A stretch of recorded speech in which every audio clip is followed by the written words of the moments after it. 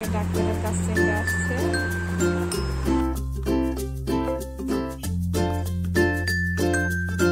আসসালামু আলাইকুম, সবাই কেমন আছেন? আশা করছি সবাই ভালো আছেন। তো আল্লাহর রহমতে আমরাও ভালো আছি। তো আমি আরেকটি নতুন ভিডিও নিয়ে আপনাদের মাঝে হাজির হলাম। আশা করছি আমার সাথে থেকে পুরো ভিডিওটা দেখে নেবেন। আর ভিডিওটার কোনো অংশ যদি একটু ভালো লেগে যায় তাহলে অবশ্যই সাবস্ক্রাইব করে দিবেন আর একটি লাইক অবশ্যই দিয়ে দিবেন। তো এটা ছিল বিকেল বেলা। তো আদিয়ান হচ্ছে 2 দিন ধরে বলছিল যে ওর চোখে হচ্ছে একটু প্রবলেম হচ্ছে। তো আমি ভাবলাম যে যেহেতু 2 দিন হয়ে গেছে একটু ডাক্তারের কাছে নিয়ে যাই। তো আমাদের আবার একটা ফ্যামিলি ডাক্তার আছে, তো এখানে নিয়ে গেলাম। তো যাওয়ার পর উনি বললো যে আদিয়ান হালকা একটু খোঁচা খেয়েছে, তো একটু ব্যান্ডেজ করে দিতে হবে। আর বলেছিল যে পরের দিন সকালবেলা ব্যান্ডেজটা খুলে ফেললেই হবে।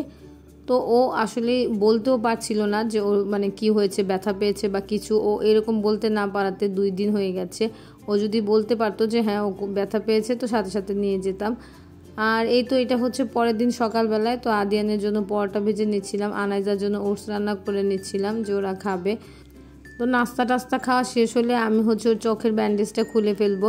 এর আগেও আদিয়ানের এরকম হয়েছিল যে চোখে মানে খোঁচা খাওয়ার পরে ওর একটু কেটে গিয়েছিল, পরে ওর হচ্ছে এরকম ব্যান্ডেজ করতে হয়েছে।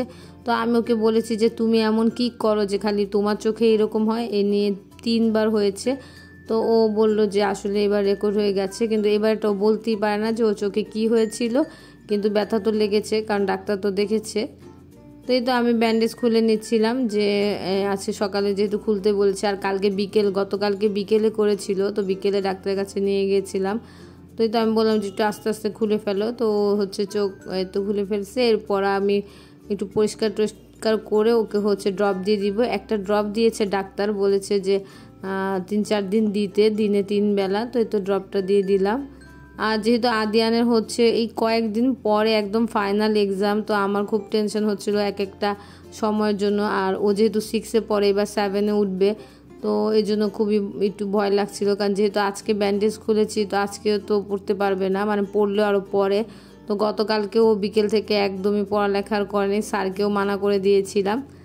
তো এই তো এরপরে ওর চোখ টোক পরিষ্কার করে দিয়ে আমি ভাবলাম একটু রান্না করি।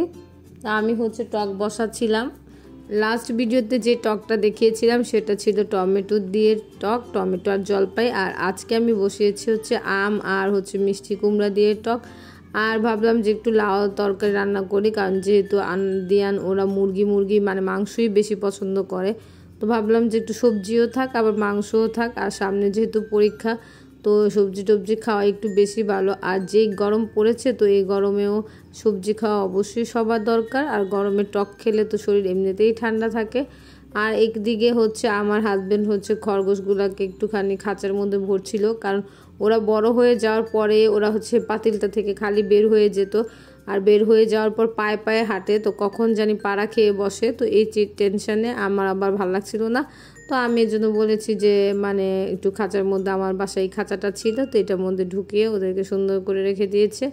তো বিকেলবেলা হঠাৎই আমার মনে হচ্ছে যে মানে বেশি ভালো লাগছে না, শুটকি খেতে ইচ্ছা হচ্ছিল অনেক। তো ভাবলাম যে একটু শুটকিও বসাই। তো আমি যেই ভাবনা সেই কাজ, আমি শুটকি বসিয়ে দিয়েছিলাম।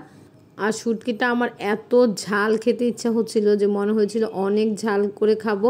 আর এটা ছিল হচ্ছে রূপচাঁদা শুটকি। তো ভাবলাম যে এটাই রান্না করে একদম ভুনা ভুনা করব আর অনেক ঝাল করব।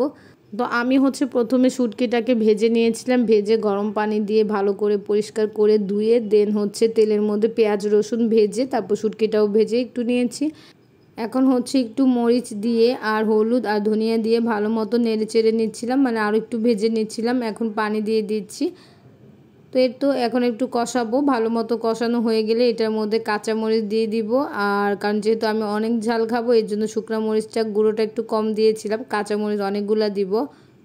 তো এই তো যেহেতু একটু হাফ হয়ে গেছে, তো আমি এখন অনেকগুলা কাঁচামরিচ দিয়ে দিলাম 2 ভাগ করে করে কেটে। এরপর ঢেকে দিব।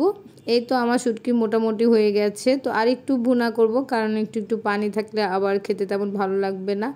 আমার শুটকিটা এখন পুরোপুরি হয়ে গিয়েছে। তো আমি এখন নামিয়ে নিব। আর ভাবলাম যে আমি হচ্ছে একটু খাবো, তো আমি আপনাদের সাথে আমার খাওয়ার ভিডিওটা একটু শেয়ার করি।